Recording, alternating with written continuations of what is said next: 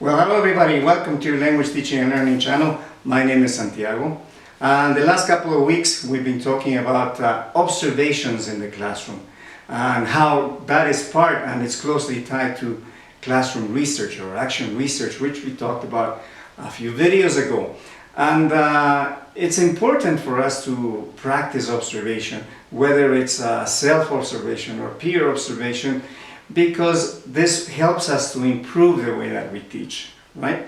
And also to learn, especially when we're doing peer observations, right? We learn from our colleagues. And there are many things that we need to look out for when we're doing this. One of them could be, for example, what's your philosophy when it comes to teaching, right? What do we think that we should be doing in the classroom or we shouldn't be doing? Okay, that's our philosophy, of our personal philosophy when it comes to teaching. And then when we observe ourselves, or when we have a peer observe us and then we get the feedback, we find that we may be doing the things that supposedly we're saying we shouldn't be doing. Okay, so let me share an example with you. Way back when I started teaching, my philosophy was that we should always be teaching inductively, right? Teaching grammar inductively, meaning the students should be using the language and expressing themselves using the language, rather than giving them a structure and then trying to follow what the structure says. That was supposed to be my philosophy, correct? But then when I started, remember I told you I used to record myself, my lessons, and then I realized I was doing exactly the opposite, or I was relying a lot on the structures, right? For example, simple present, okay, you need a subject, you need a verb, and that wasn't inductive grammar, right? My philosophy was supposedly that the students should be using the language before they are actually exposed to what I now call the technical term, simple present, present progressive, whatever, right? And I was doing exactly the opposite. But I didn't realize it until I actually heard myself teaching, and I said, oh my God, I'm relying on structures, which is not what it's supposed to be my philosophy, right? So this is one of the things that we could look out for. Another thing is also, and we mentioned this briefly in another video, STT and TTT, right? Student talking time versus teacher talking time. I'm sure we all know that in a classroom, in a language classroom, teacher talking time should be reduced to a minimum, okay? Basically giving instructions or explanation and then having the students use as much of the language as possible, correct? Now, there are different numbers that are thrown around. Some people say, okay, student talking time versus teacher talking time should be about 80% of the time in the class the students are talking and 20% the teacher is talking. Now, we may be saying that that's our philosophy, that's what we try to do, but then when we actually see or hear ourselves or watch our videos, we realize we're not doing that. We're actually speaking more than the students are speaking, right? Are we giving all the students the same opportunities to talk?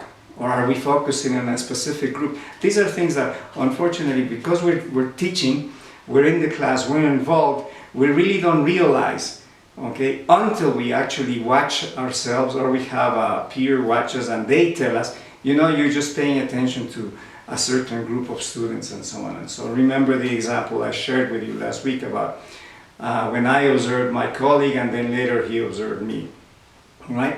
And told me I was doing exactly the same thing that I told him that he shouldn't be doing. So this is why observations are really important and we encourage it.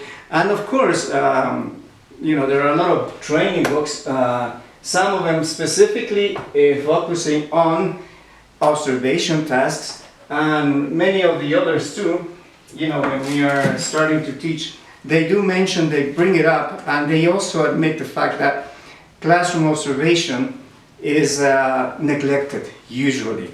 So it is important though for us to take that little extra step. Okay, when we started doing classroom observation, talking about it in teacher congresses way back with my friend Matt, whom I already mentioned before, we decided to do it because it was new and nobody was doing it. The only people doing it was us in the institute where we used to work at. Okay, and everybody else, because this is also a cultural aspect, right? People were not used to it. You know, they were like, and why do you want to come into my class? What gives you the right sort of thing? They were very defensive about it. So this is why we decided to do it. But again, you know, if for whatever reason you cannot or do not want your peer to observe you, you can do self-observation and try to learn from it. Okay? So I encourage you to start doing that. You know, you don't even have to do your whole class. Just record yourselves for 10 minutes, or, you know, when you're giving an explanation or something, or when you're doing an activity, and then watch it later and see what you think. All right? Well, I think that'll be it for the topic of observations. I think we're done with it. And, well, time has flown very fast. In a couple of weeks, it'll be the anniversary of the channel. I can't believe it. We're already up to almost 52 videos, right? 52 weeks in a year, 52 videos. So I will be, I plan to have a little special chat with other teachers and trainers. You've already seen them in the different times that we had interviews with teachers. That'll be our sort of celebration for the anniversary of the channel. However, in the next couple of weeks, I will be sharing with you what I mentioned I was doing with the teachers that I'm working on weekends when it comes to training for international examinations. All right, so I hope you will be profiting from those videos also, as well as all of the other videos that we share with you. And that will be it for this week. Thank you very much for having joined me, and I look forward to seeing you next week. Take care.